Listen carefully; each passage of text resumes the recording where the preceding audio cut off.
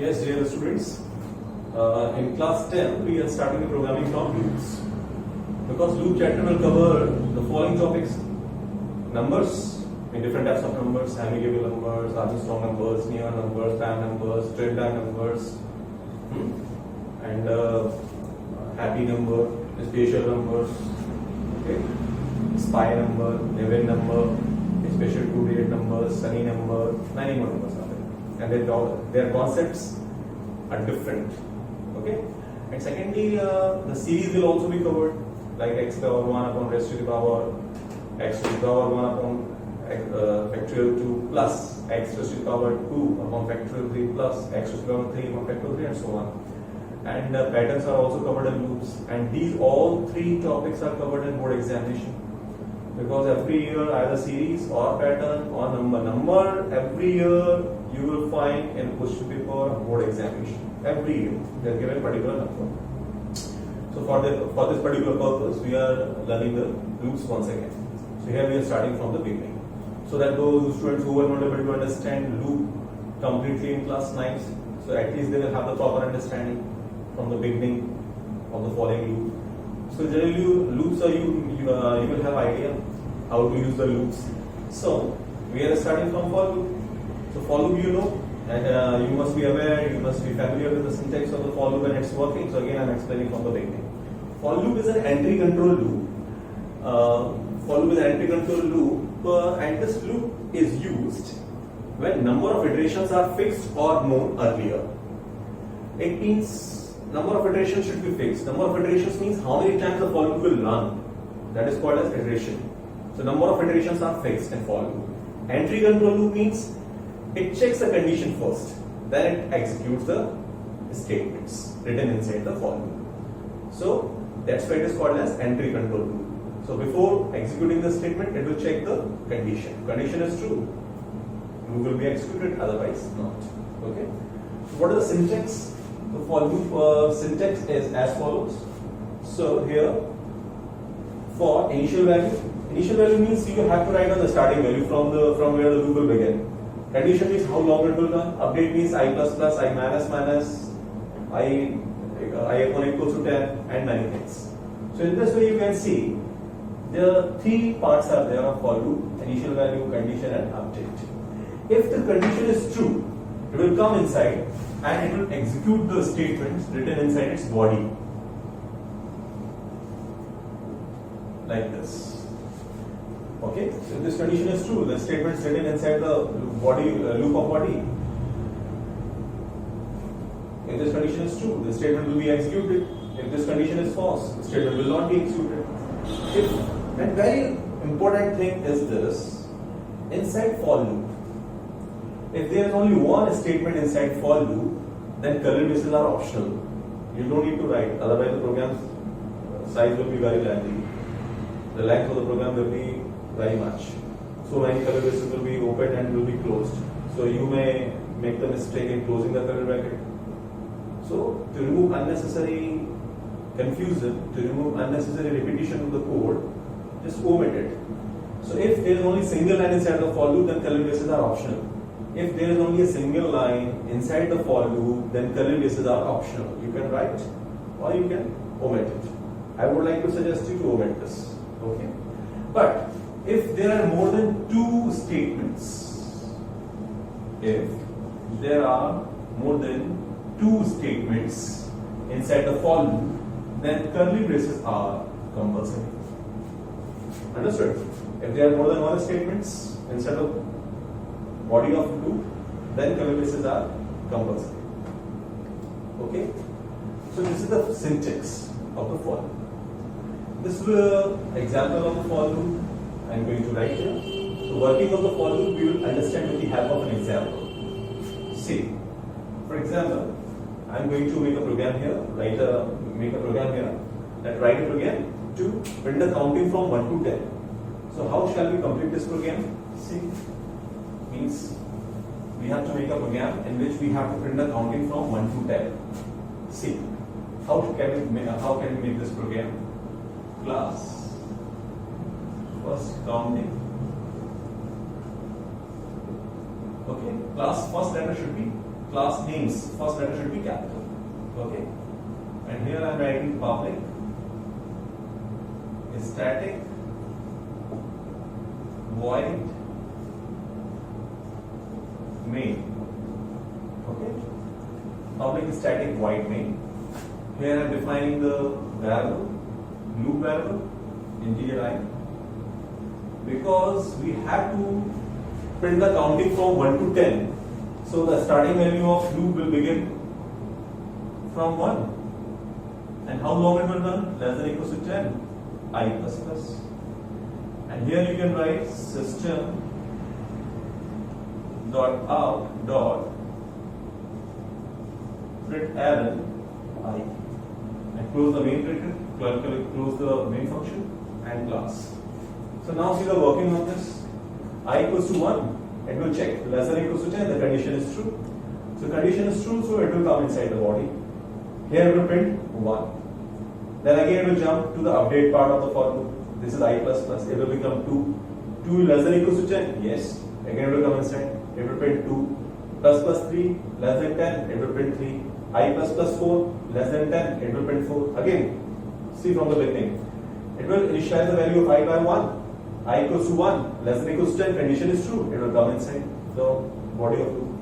Then it will print here 1. I plus plus 2. 2 less than 10. Condition is true. Again it will come inside. 2 it will print. 3 less than 10. 4, 5, 6, 7, 8, 9, 10, 11. 11 less than 10. Condition false. So it will come out from the loop. So this is the working of the for loop. Okay. And now one more variation is there in the syntax of the for loop. That how that means this program can be written in one more way. What is another format of this same program? You can write this program in this way also. Of printing the counting by using for loop can be this also. What? Here we can define the initial value of for loop in the beginning only. Here you were defining the initial value. This initial value now we have defined here. So, because initialization already we have done in the beginning of the program, so here we will just omit this declaration, omit this initialization. Nothing we need to write here. Then condition is what? I less than or equals to 10. Let it be written as it is, I plus plus. System dot out dot println I. The working will be same because initialization we have done in the beginning of the for loop, means before the for loop. So this part we have omitted. So here the value of I is already 1. It will check 1 is less than 10. Condition is true. It will come inside. It will print 1. I plus plus 2 less than equal to 10. Yes, 2 will print it. I plus plus 3 less than 10. 4, 5, 6, 7, 8, 9, 10, 11 less than 10. Condition false. So in this way also we can make the same program. Okay. Here the initialization was done in the within the for loop only. Now in this program initialization we have done before the for loop statement. So here the initialization can be skipped, can be omitted. But this method is also applicable and this method is also correct to print the counting from 1 to 10 using for loop. Another method, another variation you can see here. In this program we have done the initialization I equals to 1 less. We have done the initialization in the beginning before the for loop statement. Here another method can be like this also. Integer I equals to 1 initialization we are doing in the before the for loop statement. Now here we have skipped the initialization. I less than or equals to 10 we are writing here, and inside the body of loop we are printing the value of I, and here we are increasing the value I plus plus. So in this way also the for loop can be written. Suppose this question comes in output in examination. What will be the following output? And you are not aware of the syntax of the for loop, that this syntax is also correct. So you cannot write down the correct output. So you must be fully aware with the syntax, all the possible syntax of the for loop. So here we skipped the initialization of the for loop. Here we are skipping the update part of the for loop that we have placed inside the loop body of the loop. So here you can skip the update part of the for loop that we have written here inside the body. So here the execution will be same. I equals to 1, it will check less than 10, it will print the value of 1. I plus plus 2 less than 10, we will print it. I plus plus 3 less than 10, 4, 5, 6, 7, 8, 9, 10, 11 condition false. But this method is also right. Now here, because in the for loop inside the body of loop, there are two statements, 1 and 2. So for this particular purpose, we have enclosed the braces. Here this is opening curly bracket, this is the closing curly bracket. Okay. So because there are two lines inside the loop, that's why we have placed the curly braces. Okay. But this format is also correct. So first method is this, second method is this, and third method is this. So all the three methods are correct for the same program. So generally actually what happens, this program you will be given in the output. Suppose they are giving a particular value and they are doing something here and printing here and they are updating the value inside the body of the loop.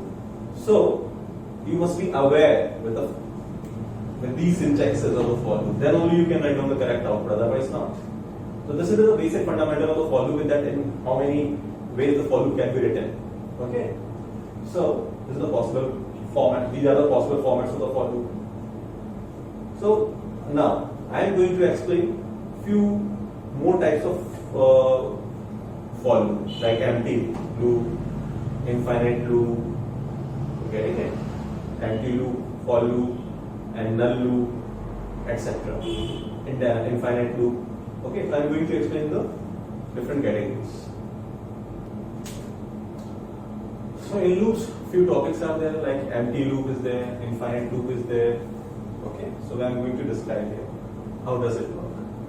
So empty loop, what is empty loop? Empty loop is a loop which does not contain any statement inside its body. See the example? For example, you are writing I equals to 1 less than equals to 10, I plus plus, and you have put the semicolon over here, and here you are printing system dot out dot println I. Okay. So in the board examination also many times the question was given to find the correct output. So they have placed the semicolon at the end of the for loop statement. So in this case what happens? How does it work? How this loop will be executed? It will execute in the following manner. I equals to 1 less than equals to 10. Now it will not come inside the body. Now it will not come here because the statement is being terminated here. So it will check the condition. I equals to 1 less than equals to 10. It will jump here. I plus plus. So value of will be 2. 2 less than 10. I plus plus. 3 less than 10. 4 less than 10. 5, 6, 7, 8, 9, 10, 11 less than 10. Condition false. So as soon as the condition will be false, it will come out from the loop.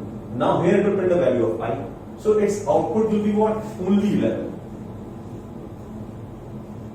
Output will be only 11. So you can see this way. This is also called as empty loop. Empty loop means because this loop was terminated here with the help of semicolon. So we will say that this loop does not contain any statement. This statement is out of the body of the loop.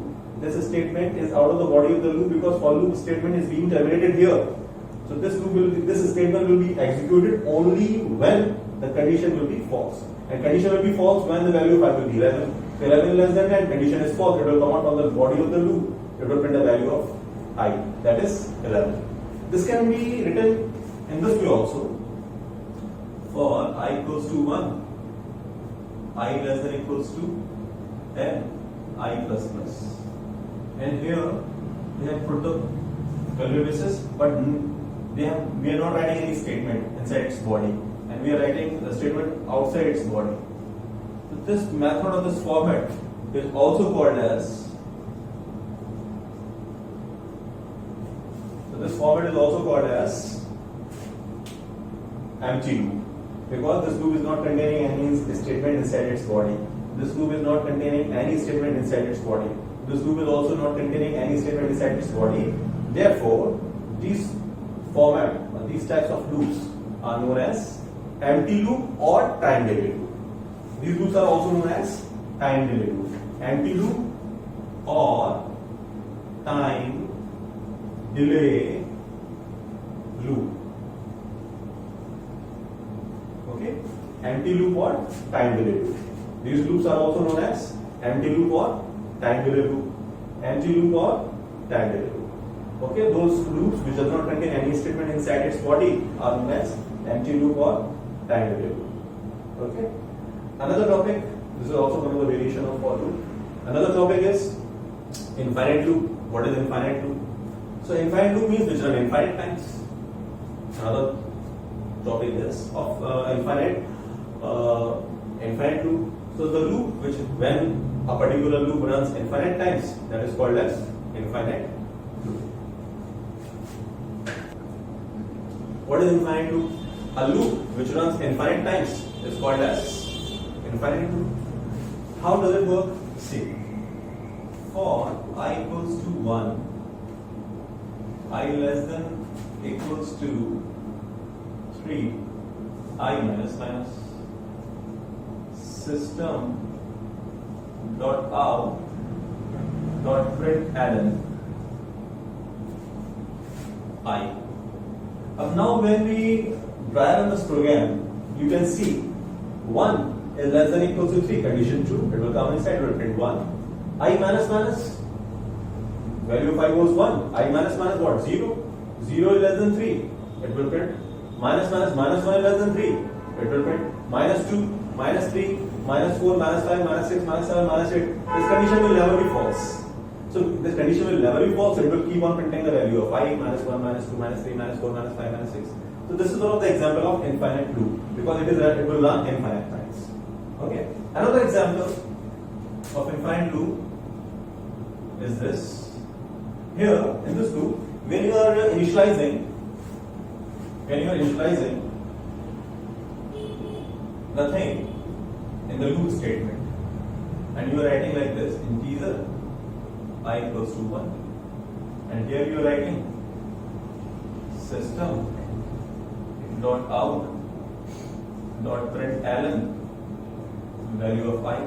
Now you can see here neither initialization nor condition nor update, nothing is written here. This is also possible. When of a loop there is a means you can omit, you can escape initialization, condition and update parts. All the three parts can be escaped or omitted. This question can be asked in for loop that how many parts of for loop can be omitted or escaped. So you can write all three parts, initialization, condition and updates can be escaped. Again I repeat, this question may be asked to you in the examination that how many parts of the for loops, how many parts of the for loop can be skipped or omitted. So you will write down the answer, then initialization, condition and update. All three parts are optional and it can be skipped. The example is as follows. Here you are seeing and here I equals to 1 and no condition, no update, no initialization. Initialization is done but not inside the body, not within the statement of loop. So here all the three parts are skipped. So it will come inside and print what? 1. Because it is there is no increment, so it will keep on printing 1, 1, 1, 1, 1, 1, 1, 1, 1. So this is also one of the example of infinite loop, where no condition is written, no increment or update part is there. So it will keep on printing the value of I, that is 1, 1, 1. It will run infinite times. So here we have to see when the loop is running infinite times, because its condition will never be false, because condition does not exist here. So condition will never be false. So this loop will keep on running. And here you have to see one more thing. You are printing the value of I. Okay. And here we can see the students sometimes I have found, and I noticed this, the students get confused. How? Many students understand this loop as an empty loop. Many students understand this loop as an empty loop. When I check the copies, I found the answers. like what is empty loop. They wrote this example. 9th, 10th, 11th, 12th. When I checked the copies, I found many mistakes. Generally, this is a common mistake which students make. When the question comes, what is the empty loop? So they think that nothing is written inside the statement of loop. So that's why it has become empty. No, this is wrong. This is the example of infinite loop, not of empty loop. Empty means this statement should not be there inside its body. This statement should be out of its body. So when you want to make this loop empty loop, so you will write semicolon here. Then only it will become empty loop. Otherwise not. Okay? So don't get confused. This is the example of infinite loop. Okay? So till here you have seen, you must have understood the proper concept of for loop. Then what is which part is optional? How many parts we can write in which manner, in which layout, in which format? Okay. So because this will help you in finding the outputs of the for loop. Because you have to drive in the program. I equals to 1 less than 10. It will print. It will go on the update part. Then again it will check the condition. Again it will come inside. Again update. Again check condition. Again. So this process, you must be familiar with this process. So when you do the practice of the dry run of the for loop, you will have a better understanding of the for loop. Okay? So in next session, I'm going to tell you that how would you write on the program by using for loop. So in previous, we are taking the revision here. In class 9th, you have done many programs of numbers. So few numbers I am going to discuss here once again from the beginning. So those numbers you can see and you can write in a copy. The same which I am teaching here, that you have to copy as it is in your notebook. That I will check when the school will be open. So here after this, I am going to describe some programs. Like first program is there. Write program, input a number and check whether it is prime number or not. Okay? Write a program, input a number and check whether it is prime number or not. What are the prime numbers? Prime numbers has many concepts. Prime numbers have many concepts. There are a number of concepts of prime numbers. Like the number which are having two factors from 1 to itself, 1 or itself, so it will become prime number. A number which is having one factor from 1 to its half, it will become prime number. A number which is having 0 factors from 2 to its half. So there are a number of concepts. So one of the concepts I am going to discuss here, prime numbers are those numbers which are having two factors, 1 and itself. So in this program, what you will have to do, you will have to count the factors. Okay, you will have to input a number and you will count the factors. See how? First line you know already, code, java.util.star class prime public static void main. Public static void main. Here you will make the object of a scanner class. A scanner ps equals to new scanner and bracket you will write on system.in.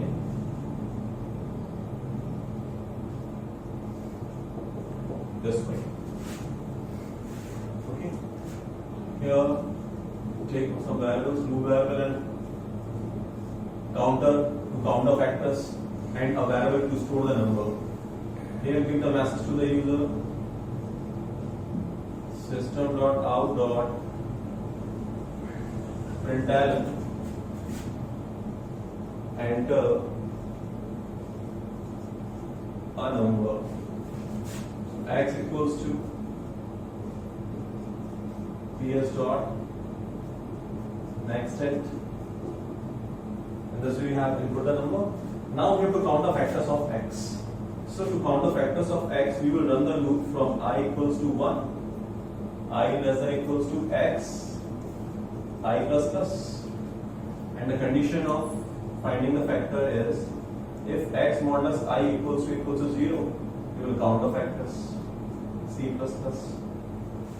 Okay. So after coming out from this loop, we will check the value of C. If C equals to 2, it will print system dot out dot print ln prime number else not.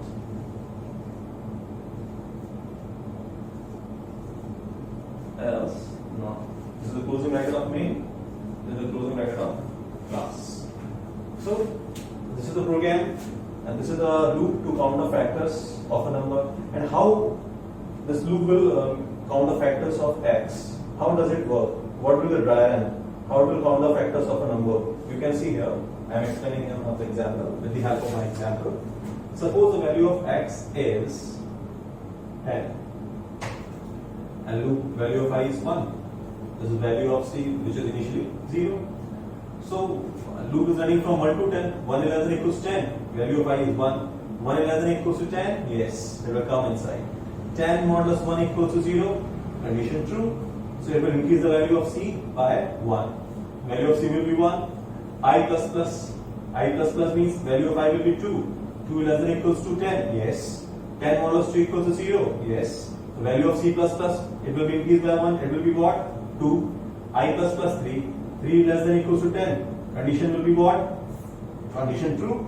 10 modulus 3 equals 0. Condition false. 10 modulus 3 means 1. 3 3 is 9. 10 minus 9, 1. 1 will be the remainder. Condition will be false. I plus plus 4.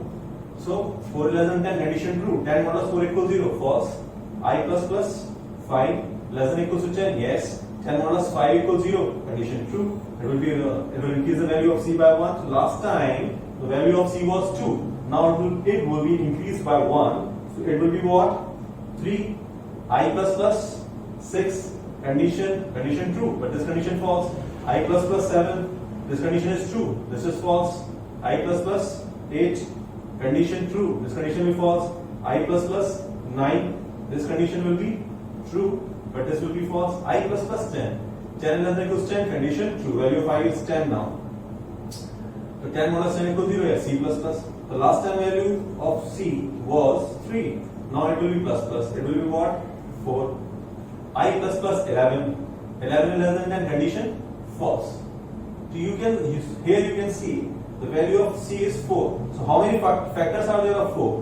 1, 2, 3, 4. First of all, it was divided by 1. Then it was divided by 2. Then 5, and then 10.